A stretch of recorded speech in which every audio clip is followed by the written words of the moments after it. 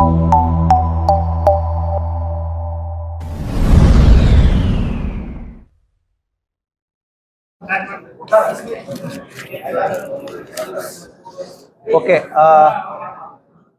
ಒಂದು ನಮ್ಮವರು ಹಿಂದ್ಗಡೆ ಸೈಲೆನ್ಸ್ ಇರಪ್ಪ ಎಲ್ಲರೂ. ಸೊ ಎಲ್ಲರಿಗೂ ನಮಸ್ಕಾರ. ಇವತ್ತಿನ ದಿನ ಕಳೆದ ತಿಂಗಳು ಮಣ್ಣುಗುಳಿಯಲ್ಲಿ ಆದಂತಹ ಕೆನರಾ ಬ್ಯಾಂಕ್ ಕಳ್ಳತನ ಪ್ರಕರಣಕ್ಕೆ ಸಂಬಂಧಪಟ್ಟಂತೆ ಇವತ್ತಿನ ಪತ್ರಿಕಾಗೋಷ್ಠಿಯನ್ನ ಕರೆಯಲಾಗಿದೆ. ಈ ಪತ್ರಿಕಾಗೋಷ್ಠಿ ಇದು ಭಾಗ 1. ಸೊ ಇದರಲ್ಲಿ ಆಗಿರುವಂತಹ ಘಟನೆಗಳು ಮತ್ತೆ ಈಗ ತನಿಖೆಯಲ್ಲಿ ಆದಂತಹ ಏನು ಘಟನೆಗಳಿದಾವೆ ಅದನ್ನ ನಮ್ಮ ಗಮನಕ್ಕೆ ತರ್ತಾ ಇದ್ದೀವಿ. ದಿನಾಂಕ 23/5/2025 ಮತ್ತೆ 24/5/2025 ಈ 2 ದಿನಗಳು ಮಧ್ಯದಲ್ಲಿ ಮಣ್ಣುಗುಳಿಯಲ್ಲಿದ್ದಂತಹ ಬ್ಯಾಂಕಿನಲ್ಲಿ ಕಳ್ಳತನ ಆಗಿದೆ ಅಂತಂತೇಳಿ ಅವರ ಬ್ಯಾಂಕ್ ಮ್ಯಾನೇಜರು ಒಂದು ಕಂಪ್ಲೇಂಟ್ ಅನ್ನ ಕೊಟ್ಟಿದ್ರು. ಬ್ಯಾಂಕ್ ಸೇಫ್ ಲಾಕರ್ ರೂಮನ್ನ ಒಳಗಡೆ ನುಗ್ಗಿ ಬ್ಯಾಂಕ್ನಲ್ಲಿದ್ದಂತಹ ಸುಮಾರು 53,26,00,000 ಮೌಲ್ಯದ 58 kg ಬಂಗಾರ ಮತ್ತೆ 5 ಲಕ್ಷ ರೂಪಾಯಿ ದುಡ್ಡು ಕಳ್ಳತನ ಆಗಿದೆ. ಸೊ ಯಾರು ಮಾಡಿದರೆ ಗೊತ್ತಿಲ್ಲ ಅಂತಂತ ಹೇಳಿ ಅವ್ರ ಬ್ಯಾಂಕ್ ಮ್ಯಾನೇಜರ್ ಒಂದು ಕಂಪ್ಲೇಂಟ್ ಅನ್ನು ಕೊಟ್ಟಿರ್ತಾರೆ.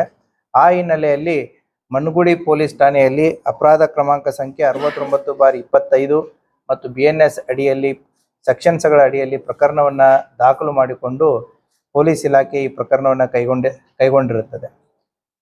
ಆದಂತಹ ಪ್ರಮಾಣ ಮತ್ತು ಆದಂತಹ ಘಟನೆಗೆ ಸಂಬಂಧಪಟ್ಟಂತೆ ಪೊಲೀಸ್ ಇಲಾಖೆ ಒಟ್ಟು 8 ತನಿಖಾ ತಂಡಗಳನ್ನು ರಚನೆ ಮಾಡಿರುತ್ತೆ. ಅಡಿಷನಲ್ SP ನಮ್ಮ ರಾಮನಗೌಡ ಹಟ್ಟಿ ಅವರ ಮಾರ್ಗದರ್ಶನದಲ್ಲಿ 8 ತಂಡಗಳು ಕೆಲಸವನ್ನು ನಿರ್ವಹಿಸಲಿಕ್ಕೆ ಒಂದು ಆದೇಶವನ್ನ ಮಾಡಿ DSP ರೂರಲ್ ಅವರ ಒಂದು ತಂಡ, CPI ರೂರಲ್ ಅವರ ಒಂದು ತಂಡ, DSP ಸೆನ್ ಸುನಿಲ್ ಕಾಂಬ್ಳೆ ಅವರ ಒಂದು ತಂಡ, DSP ಬಾಗೇವಾಡಿ ಬಲ್ಲಪ್ಪ ನಂದಗಾವಿ ಅವರ ಒಂದು ತಂಡ, ಟೆಕ್ನಿಕಲ್ ತಂಡ ಮತ್ತು ಅವರ ಜೊತೆಗೆ ನಮ್ಮ ಇನ್ಸ್ಪೆಕ್ಟರ್ ಬಾಗೇವಾಡಿ ಗುರುಶಾಂತ್ ದಾಶಾಳ್ ಅವರ ಒಂದು ತಂಡ, CPI ನಿಡಗುಂದಿ ಅಶೋಕ್ ಚವ್ಹಾಣ್ ಅವರ ಒಂದು ತಂಡ, ಅದರ ಜೊತೆಗೆ ಸುಮಾರು 10ಕ್ಕಿಂತಲೂ ಹೆಚ್ಚು PSI ರವರು ಈ ತಂಡಗಳಲ್ಲಿ ಮತ್ತೆ ಸಿಬ್ಬಂದಿಗಳನ್ನು ಒಳಗೊಂಡಂತ ಒಂದು ತಂಡವನ್ನ ರಚನೆ ಮಾಡಿರುತ್ತೆ. ಯಾಕಂತಂದ್ರೆ ಆದಂತಹ ಘಟನೆ ಸ್ವರೂಪ ಮತ್ತು ಗಂಭೀರತೆಯನ್ನ ತಿಳ್ಕೊಂಡು ಈ ತಂಡಗಳನ್ನ ರಚನೆ ಮಾಡಿ ಪೊಲೀಸ್ ಇಲಾಖೆ ಕಾರ್ಯಪ್ರವೃತ್ತರಾಗಿರುತ್ತೆ. ಸೊ ಆ ಹಿನ್ನೆಲೆಯಲ್ಲಿ ಈಗ ಈ ಪ್ರಕರಣದಲ್ಲಿ ಆರೋಪಿಗಳಾದಂತಹ ವಿಜಯ್ ಕುಮಾರ್ ಮಿರಿಯಾಳು 41 ವರ್ಷ, ಈತ ಬ್ಯಾಂಕ್ ಮ್ಯಾನೇಜರ್ ಆಗಿ ನಮ್ಮ ಕೋಲಾರ ತಾಲೂಕಿನ ರೋಣಿಹಾಳ್ ಬ್ಯಾಂಕ್ ಅಲ್ಲಿ ಕೆಲಸ ಮಾಡ್ತಾ ಇದ್ದಾನೆ. ಸೊ ಈತ ಮುಂಚೆ ಇಲ್ಲಿ ಮಣ್ಣುಗುಳಿಯಲ್ಲಿ ಬ್ಯಾಂಕ್ ಮ್ಯಾನೇಜರ್ ಆಗಿ ಕೆಲಸ ಮಾಡಿದಂತಹ ವ್ಯಕ್ತಿ ಆಗಿರ್ತಾನೆ. ಆತ ಆರೋಪಿ ನಂಬರ್ 1. ಎರಡನೇದವನು ಚಂದ್ರಶೇಖರ್ ನೆರಲ, ಈತ ಖಾಸಗಿ ಉದ್ಯೋಗ, ರಿಯಲ್ ಎಸ್ಟೇಟು, ಆಮೇಲೆ ಈತನೊಂದು ಸೆಂಟ್ ಆಂಥ್ರೂ ಸ್ಕೂಲು ಅಂತಂತೇಳಿ ಸ್ಕೂಲನ್ನು ಕೂಡ ಹುಬ್ಳಿ ಕೇಶವಾಪುರದಲ್ಲಿ ನಡೆಸ್ತಾನೆ. ಈತ ಕಾಂಟ್ರಾಕ್ಟರ್ ಆಗಿನೂ ಕೆಲಸ ಮಾಡ್ತಾನೆ. ಆಮೇಲೆ ಈತ ಕ್ಯಾಸಿನೋಗಳನ್ನು ಕೂಡ ಆಡೋದು ನಡೆಸೋವಂಥ ಒಂದು ಹವ್ಯಾಸವನ್ನ ಹೊಂದಿದ್ದಾನೆ. ಗೋವಾದಲ್ಲಿ ಕೆಲಸ ಕಾರ್ಯಗಳನ್ನ ಮಾಡ್ತಾನೆ, ಹುಬ್ಳಿಯಲ್ಲಿ ಮಾಡ್ತಾನೆ.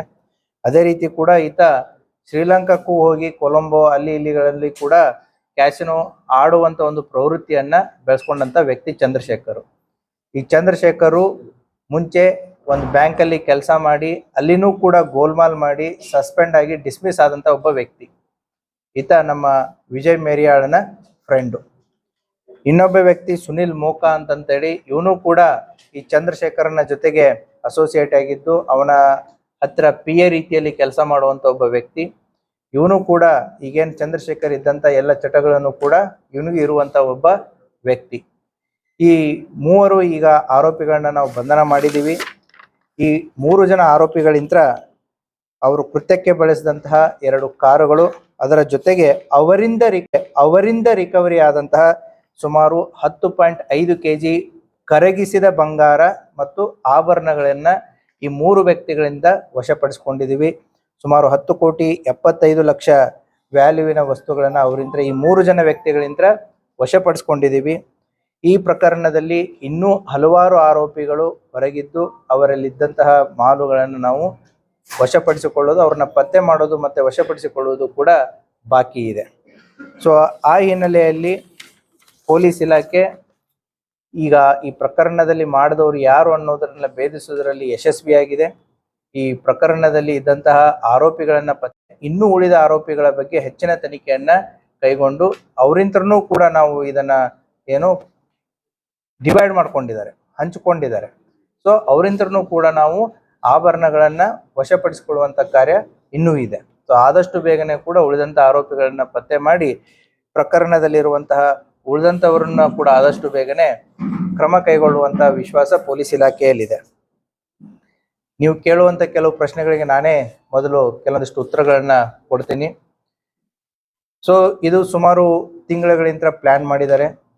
ಫೆಬ್ರವರಿ ತಿಂಗಳಿಂದನೇ ಇದನ್ನ ಪ್ಲಾನ್ ಮಾಡಿದ್ದಾರೆ.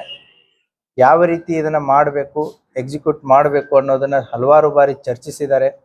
ಹಲವಾರು ಬಾರಿ ಇವರು ಮನಗುಳಿಗೂ ಕೂಡ ಬಂದು ಹೋಗಿದ್ದಾರೆ. ಅಲ್ಲಿ ಇದ್ದಂಥ ಏರಿಯಾವನ್ನ ಪೂರ್ತಿ ಸ್ಟಡಿ ಮಾಡಿದ್ದಾರೆ. ಎಲ್ಲೆಲ್ಲಿ CCTVಗಳಿವೆ, ನಾವು ಯಾವ ದಾರಿಯಲ್ಲಿ ಬರಬೇಕು, ಯಾವ ರೂಟಲ್ಲಿ ಹೋಗಬೇಕು, ಯಾವ ರೀತಿ ಮಾಡಬೇಕು ಅನ್ನೋದನ್ನ ಕೂಡ ಅವರು ಹಲವಾರು ತಿಂಗಳಿಂದ ಅದನ್ನ ಸ್ಟಡಿ ಮಾಡಿದ್ದಾರೆ. ಆಮೇಲೆ ಇದನ್ನ ಬ್ಯಾಂಕಲ್ಲಿ ಇದ್ದಂಥ ಕೀಸ್ಗಳನ್ನ ಈ ವಿಜಯ್ ಏನಿದ್ದಾನೆ ಪ್ರೀವಿಯಸ್ ಮ್ಯಾನೇಜರು, ಆತ ಮೇದಲ್ಲಿ ಟ್ರಾನ್ಸ್ಫರ್ ಆಗ್ತಾನೆ. ಮನಗೂಳಿಯಲ್ಲಿ ಮೇ 9ರವರೆಗೂ ಕೆಲಸ ಮಾಡಿದ್ದಾನೆ. ತದನಂತರ ಅಲ್ಲಿಂದ ವರ್ಗಾವಣೆಯಾಗಿ ರೂಣಿಯಾಳ್ ಬ್ರಾಂಚ್ಗೆ ಹೋಗಿದ್ದಾನೆ. ಅವನು ಹೋಗೋಕ್ಕಿಂತ ಮುಂಚೆನೆ ಮಾರ್ಚ್ ಮತ್ತು ಏಪ್ರಿಲ್ ತಿಂಗಳಲ್ಲಿ ಈ ಬ್ಯಾಂಕಿನ ಕೀಸ್ಗಳಿಗೆ ಏನಿರ್ತವೆ, ಈ ಕೀಸ್ಗಳನ್ನ ಈ ಆರೋಪಿಗಳಿಗೆ ಕೊಟ್ಟು ಅವುಗಳನ್ನ ಡುಪ್ಲಿಕೇಟ್ ಕೀಗಳನ್ನ ಮಾಡಿಸಿದ್ದಾರೆ. ಸೊ ಆ ಡುಪ್ಲಿಕೇಟ್ ಕೀಗಳು ಕೂಡ ವರ್ಕ್ ಆಗುತ್ತೋ ಇಲ್ಲೋ ಅನ್ನೋದಕ್ಕೆ ಕೂಡ ಹಲವಾರು ಬಾರಿ ಅದನ್ನ ಟೆಸ್ಟ್ ಅಂಡ್ ಟ್ರಯಲ್ ಮಾಡಿದ್ದಾರೆ. ಸೊ ಯಾವಾಗ ಸಕ್ಸಸ್ ಆಗಿದೆ ವೇಟ್ ಮಾಡಿದ್ದಾರೆ. ಏನು ಅಂತಂದ್ರೆ ಇದ್ದಂತಹ ಈ ವಿಜಯ್ ಮೈರ್ಯಾಳ್ ಮ್ಯಾನೇಜರ್ ಏನಿದ್ದಾನೆ ಆತ ವರ್ಗಾವಣೆ ಆಗಿ ಹೋಗೋವರೆಗೂ ಕೂಡ ಕಾಯ್ದಿದ್ದಾರೆ.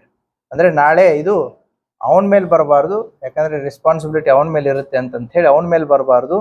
ಸೊ ಹೊಸ ಸೆಟಪ್ ಏನು ಬರುತ್ತೆ ಅವ್ರ ಮೇಲೆ ಬರಲಿ ಅನ್ನುವಂಥ ಒಂದು ಸಂದರ್ಭ ಸಮಯಾವಕಾಶಕ್ಕೆ ಕಾಯ್ದಿದ್ದಾರೆ. ಇನ್ನು ಮೇ 9ನೇ ತಾರೀಕು ಟ್ರಾನ್ಸ್ಫರ್ ಆಗಿ ಹೋಗ್ತಾನೆ. ಅವರ ಜೊತೆಗೆ ಇನ್ನೂ ಕೆಲವೊಂದಿಷ್ಟು ಸಿಬ್ಬಂದಿಗಳು ಅಲ್ಲಿಂದ ಟ್ರಾನ್ಸ್ಫರ್ ಆಗ್ತಾರೆ. ಹೊಸ ಸೆಟಪ್ ಬರುತ್ತೆ. ಹೊಸ ಸೆಟಪ್ ಬಂದ ಮೇಲೆ ಇದೇನು 4 Saturday Sunday ಇರುತ್ತೆ.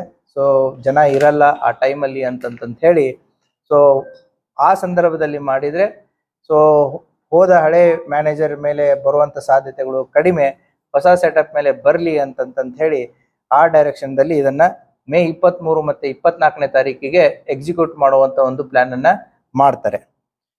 ಮೇ 23ನೇ ತಾರೀಕು ಕೂಡ ಅವರು ಅಲ್ಲಿ ಚಲನವಲನಗಳು ಓಡಾಡಿದ್ದನ್ನ ನಮಗೆ ಸಾಕಷ್ಟು ಕುರುಹುಗಳಿದಾವೆ. ಅವರು ಮೇ 23ನೇ ತಾರೀಕಿನೇ ಮಾಡ್ಬೇಕು ಅನ್ನುವಂಥ ಒಂದು ಆಶಾಭಾವನೆಯಲ್ಲಿ ಇರ್ತಾರೆ. ಅವತ್ತು RCB ಮತ್ತೆ ಏನು ನಮ್ಮ ಸನ್ರೈಸರ್ಸ್ ಹೈದರಾಬಾದ್ ಮ್ಯಾಚ್ ಇರುತ್ತೆ. ಸೊ ಹಾಗಾಗಿ ಹೊರಗಡೆ ಜನರ ಓಡಾಟ ಸಾಕಷ್ಟು ಇರುತ್ತೆ, ಹುಡುಗರ ಓಡಾಟ ಜಾಸ್ತಿ ಇರುತ್ತೆ. ಸೊ ಅನ್ಫಾರ್ಚುನೇಟ್ಲಿ ಅವತ್ತು ಮಳೆನೂ ಆಗಲ್ಲ, ಮತ್ತೆ ಆ ಮ್ಯಾಚನ್ನು RCB ಸೋಲುತ್ತೆ. ಸೊ ಆ ಹಿನ್ನೆಲೆಯಲ್ಲಿ RCB ಸೋತಿದ್ದಕ್ಕೆ ಮಳೆ ಬರದೇ ಇದ್ದದಕ್ಕೋಸ್ಕರ ಸೊ ಅವತ್ತಿನ ಪ್ಲಾನನ್ನು ಅವರು ಪೋಸ್ಟ್ಪೋನ್ ಮಾಡ್ತಾರೆ. ಒಂದ್ ವೇಳೆ RCB ಗೆದ್ದು ಅಲ್ಲಿ ಪಟಾಕ್ಷಿಗಳ ಸಂಭ್ರಮ ಆಗಿದ್ರೆ ಆ ಸೌಂಡಲ್ಲಿ ಒಳಗಡೆ ನುಗ್ಗಬೇಕು ಅನ್ನೋದು ಅವ್ರದ್ದು ಪ್ಲಾನ್ ಆಗಿರುತ್ತೆ. ಸೊ ಹಾಗಾಗಿ 23ನೇ ತಾರೀಕು ಈ ಎರಡೂ ವಿಚಾರಗಳಿಂದ ಅದನ್ನ ಪೋಸ್ಟ್ಪೋನ್ ಮಾಡ್ತಾರೆ. 24ನೇ ತಾರೀಕನ್ನು ಆಯ್ಕೆ ಮಾಡ್ಕೋತಾರೆ. ಅದು ಶನಿವಾರ. ಅವತ್ತು ಕೂಡ ರಜೆ ಇರುತ್ತೆ. ಮತ್ತೆ ಇವರಿಗೆ ಎಲ್ಲೆಲ್ಲಿ CCTVಗಳು ಇರ್ತವೆ, ಏನಿರ್ತವೆ ಅನ್ನೋದೆಲ್ಲ ಗೊತ್ತಿರುತ್ತೆ. ಅವುಗಳನ್ನು ಎವರ್ಟ್ ಮಾಡಿ ಇಟ್ಟಿರ್ತಾರೆ. ಸೊ ಅಷ್ಟೇ ಅಲ್ಲದೆ ಕೂಡ ಅಲ್ಲಿ ಹೈ ಮಾಸ್ಕ್ ಲೈಟ್ ಇರುತ್ತೆ. ಹೈ ಮಾಸ್ಕ್ ಲೈಟ್ ಇದ್ದನ್ನು ಕೂಡ ಇವರು ಕೇಬಲ್ ಅನ್ನ ಕಟ್ ಮಾಡಿ ಅದನ್ನ ಆಫ್ ಮಾಡಿರ್ತಾರೆ. ಸೊ 24ನೇ ತಾರೀಕು ಅವರು ಬಂದಂತ ದಾರಿಗಳು, ಹೋದಂತ ದಾರಿಗಳು, ಸೊ ಏನೇನ್ ಮಾಡಬೇಕು, ತಮ್ಮ ಇರುವಿಕೆಯನ್ನು ಯಾವ ರೀತಿ ಅದನ್ನ ಮುಚ್ಚಿಡಬೇಕು, ಎಲ್ಲಾ ರೀತಿಯಿಂದ ಅವರು ಪ್ರಯತ್ನಗಳನ್ನ ಮಾಡಿರ್ತಾರೆ. ಸೊ ರಸ್ತೆ ಆಗಿರ್ಬೋದು, ಟೆಕ್ನಾಲಜಿ ಆಗಿರ್ಬೋದು, ಬೇರೆ ಏನೆಲ್ಲ ಮಾಡ್ಬೋದು, ಸಾಕಷ್ಟು ರೀತಿಯ ಇಂಗ್ಲಿಷ್ ಮೂವೀಸ್ಗಳನ್ನ, ಹಿಂದಿ ಮೂವೀಸ್ಗಳನ್ನ, ನೆಟ್ಫ್ಲಿಕ್ಸು, ಅಮೆಜಾನ್ಸ್ಗಳಲ್ಲಿ ಸಾಕಷ್ಟು ಅವುಗಳನ್ನ ಅಧ್ಯಯನ ಮಾಡಿ ಪ್ಲಾನ್ ಅನ್ನ ಮಾಡಿರ್ತಾರೆ. ಸೊ ಯಾವ ರೀತಿ ನಾವು ಪೊಲೀಸರಿಂದ ತಪ್ಪಿಸ್ಕೊಳ್ಬಹುದು ಅಂತಂದು ಅವರ ಡಿಸೈಡ್ ಮಾಡಿರ್ತಾರೆ. ಯಾವ ವ್ಯಕ್ತಿಗೆ ಯಾವ ರೀತಿಯಾದಂಥ ವೇಷಭೂಷಣಗಳನ್ನ ಹಾಕಬೇಕು, ಹೇಗೆ ಹಾಕಬೇಕು. ಸೊ ಪ್ರತಿಯೊಂದನ್ನ ಮಾಸ್ಕು, ಹೆಲ್ಮೆಟ್ಟು, ಮರೀಚಿಕೆಗಳನ್ನ ಯೂಸ್ ಮಾಡ್ತಾರೆ. ಸೊ ಯೂಸ್ ಮಾಡಿ ಎಲ್ಲಿಯೂ ಕೂಡ ಕುರುಹುಗಳು ಬರಬಾರ್ದು ಅನ್ನೋವಂಥ ಒಂದು ಇದರಲ್ಲಿ ಪ್ಲಾನ್ ಅನ್ನ ಮಾಡಿರ್ತಾರೆ. ಅಷ್ಟೇ ಅಲ್ಲದೆ ಇಲ್ಲಿ ವೆಹಿಕಲ್ಸ್ಗಳನ್ನ ಯಾವ ರೀತಿ ಯೂಸ್ ಮಾಡಬೇಕು ಅನ್ನೋದನ್ನ ಕೂಡ ಅವರು ಮೊದಲೇ ಪ್ರೀ ಪ್ಲಾನ್ ಮಾಡಿದ್ದಾರೆ. ಸೊ ಇಲ್ಲಿ ಒಂದು ಟ್ರಕ್ ಅನ್ನ ಯೂಸ್ ಮಾಡಿದ್ದಾರೆ. ಇಲ್ಲಿ ಓಡಾಡೋದಕ್ಕೆ ಟೂ ವೀಲರ್ಸ್ಗಳನ್ನ ಯೂಸ್ ಮಾಡಿದ್ದಾರೆ. ಸೊ ಆ ಟ್ರಕ್ಗಳಲ್ಲಿ ಈ ಟೂ ವೀಲರ್ಸ್ಗಳನ್ನ ಸಾಗಿಸಿದ್ದಾರೆ. ಸೊ ದ್ಯಾಟ್ ಆ ಟೂ ವೀಲರ್ಸ್ಗಳು ಎಲ್ಲಿ ಹೋಯ್ತು, ಏನ್ ಮಾಡ್ತು ಅನ್ನೋದನ್ನ ಗೊತ್ತಾಗಬಾರ್ದು ಅಂತಂದು. ಸೊ ಈ ರೀತಿಯಾದಂತಹ ಅಂದ್ರೆ ಈ ಮೂವೀಸ್ಗಳ ಪರಿಣಾಮ, ನೆಟ್ಫ್ಲಿಕ್ಸು, ಅಮೆಜಾನ್ಸ್ಗಳಲ್ಲಿ ಬರುವಂತಹ ಕ್ರೈಮ್ ಸ್ಟೋರೀಸ್ಗಳು, ಇವುಗಳನ್ನ ಎಲ್ಲವನ್ನ ನೋಡಿ ಮಾಡಿ ಇದನ್ನ ಸರಿಯಾದಂಥ ಒಂದು ಪ್ಲಾನ್ ಅನ್ನ ಸಿದ್ಧತೆಯನ್ನ ಮಾಡ್ಕೊಂಡಿದ್ದಾರೆ. ಅದೇ ರೀತಿ ನೀವು ಪ್ರಶ್ನೆಗಳನ್ನ ಕೇಳಿದ್ದೀರಾ, ಬ್ಲ್ಯಾಕ್ ಮ್ಯಾಜಿಕ್ ಮಾಡಿದ್ದಾರೆ ಸರ್, ಬ್ಲ್ಯಾಕ್ ಮ್ಯಾಜಿಕ್ ಮಾಡಿದ್ದಾರೆ, ಯಾಕೆ, ಏನು, ಎಂತ ಅಂತಂತೇಳಿ. ಅದಕ್ಕೂ ಕೂಡ ತಾವು ಸ್ಟಾರ್ಟಿಂಗ್ ಅಲ್ಲಿ ಹಲವಾರು ಪ್ರಶ್ನೆಗಳನ್ನ ಕೇಳಿದ್ರಿ. ಈ ಬ್ಲ್ಯಾಕ್ ಮ್ಯಾಜಿಕ್ ಮಾಡಿದ್ದನ್ನು ಕೂಡ ಇವರು ಬೇರೆ ಬೇರೆ ರಾಜ್ಯಗಳಲ್ಲಿ ಆದಂತಹ ಬ್ಯಾಂಕ್ ಅಫೆನ್ಸಸ್ಗಳು ಯಾವ ರೀತಿ ಇತ್ತು, ಏನಿತ್ತು, ಅವುಗಳನ್ನು ಕೂಡ ಇವರು ಅಧ್ಯಯನ ಮಾಡಿದ್ದಾರೆ. ಸೊ ತಮಿಳುನಾಡು ಮತ್ತೆ ಕೇರಳಗಳಲ್ಲಿ ಬ್ಲ್ಯಾಕ್ ಮ್ಯಾಜಿಕ್ ಮಾಡಿ ಬ್ಯಾಂಕ್ಗಳನ್ನ ಕಳ್ಳತನ ಮಾಡಿರುವಂತಹ ಹಲವಾರು ಘಟನೆಗಳನ್ನ ಇವರು ನೋಡಿಬಿಟ್ಟು ಅಲ್ಲಿ ಬ್ಲ್ಯಾಕ್ ಮ್ಯಾಜಿಕ್ ಅನ್ನ ಮಾಡಿ ಕುಂಕುಮ, ಅರಿಶಿನ, ಕರ್ಪೂರ, ಊದಿನ ಕಡ್ಡಿ, ಏನೇನ್ ಬೇಕು ಎಲ್ಲ ಬ್ಯಾಂಕ್ ತುಂಬ ಎಲ್ಲ ಮಾಡಿ, ಸೊ ದ್ಯಾಟ್ ಪೊಲೀಸರ ಅಟೆನ್ಷನ್ ಅನ್ನ ಡೈವರ್ಟ್ ಮಾಡೋದಿಕ್ಕೆ, ಸೊ ಮಾಡಿದವರು ಮೋಸ್ಟ್ಲಿ ಕೇರಳ ಮತ್ತು ತಮಿಳುನಾಡು ಕಡೆದವರು ಇರಬಹುದೇನೋ ಅನ್ನುವಂಥ ಊಹೆ ಪೊಲೀಸರಿಗೆ ಬರಲಿ ಅನ್ನೋವಂಥ ಒಂದು ದಾರಿ ತಪ್ಪಿಸುವಂಥ ಒಂದು ಮಾರ್ಗವನ್ನ ಅವರು ಕೈಗೊಂಡಿದ್ದಾರೆ. ಅಷ್ಟೇ ಅಲ್ಲದೆ ಬ್ಯಾಂಕಲ್ಲಿ ತಾವು ಈಗಾಗಲೇ ತಮಗೆ ಗೊತ್ತಿರೋ ಹಾಗೆ ಖಾರದ ಪುಡಿಯನ್ನು ಎರಚಿದ್ದಾರೆ, ಮಾಡಿದ್ದಾರೆ ಅಂತಂತೇಳಿ ತಾವು ಕೂಡ ವರದಿಯನ್ನ ಮಾಡಿದ್ರಿ. ಇದು ಡಾಗ್ ಸ್ಕ್ವಾಡ್ ಆಗಿರ್ಬೋದು ಅಥವಾ ಪೊಲೀಸರಿಗೆ ಫಿಂಗರ್ ಪ್ರಿಂಟ್ ಸಿಗಬಾರ್ದು ಅಂತಂತೇಳಿ ಗ್ಲೌಸ್ಗಳನ್ನ ಯೂಸ್ ಮಾಡೋದಾಗಿರ್ಬೋದು, ಇವನ್ನೆಲ್ಲ ಅವರು ಸ್ಟ್ಯಾಂಡರ್ಡ್ ಆಗಿ ಮಾಡಿದ್ದಾರೆ. ಅಷ್ಟೇ ಅಲ್ಲದೆ ಕೂಡ ಈಗ ಅವರು ಹಲವಾರು ಮಾಡೆಲ್ಸ್ಗಳನ್ನ ಸ್ಟಡಿ ಮಾಡಿದ್ದಾರೆ. ಸೊ ಕೆಲವೊಂದಿಷ್ಟು ವಿಚಾರಗಳನ್ನ ತನಿಖೆ ಹಿತದೃಷ್ಟಿಯಿಂದ ನಾನು ಇವಾಗ ಯಾವುದನ್ನು ಕೂಡ ರಿವೀಲ್ ಮಾಡ್ತಾ ಇಲ್ಲ. ಇವತ್ತು ತಾವು ಕೇಳ್ತಾ ಇರೋದು ಇದು ಮನುಗುಳಿ part 1. Still there is a ಮನುಗುಳಿ ಪಾರ್ಟ್ 2 ಅವೇಟೆಡ್ ಇದೆ. ಸೊ ಆ ಸಂದರ್ಭದಲ್ಲಿ ಕೆಲವು ವಿಚಾರಗಳನ್ನ ತಮ್ಮ ಗಮನಕ್ಕೆ ತಗೊಂಡ್ಬರ್ತೀನಿ. ಇವರು ಚಿನ್ನ ಆರ್ನಾಮೆಂಟ್ಸ್ಗಳನ್ನ ಹಾಗೆ ಇಟ್ಟರೆ ನಾಳೆ ಡಿಸ್ಪೋಸಲ್ ಮಾಡೋದು ಕೂಡ ಕಷ್ಟ ಆಗುತ್ತೆ ಅಂತಂತ ಹೇಳಿ ಅವುಗಳನ್ನ ಕರಗಿಸಿದ್ದಾರೆ.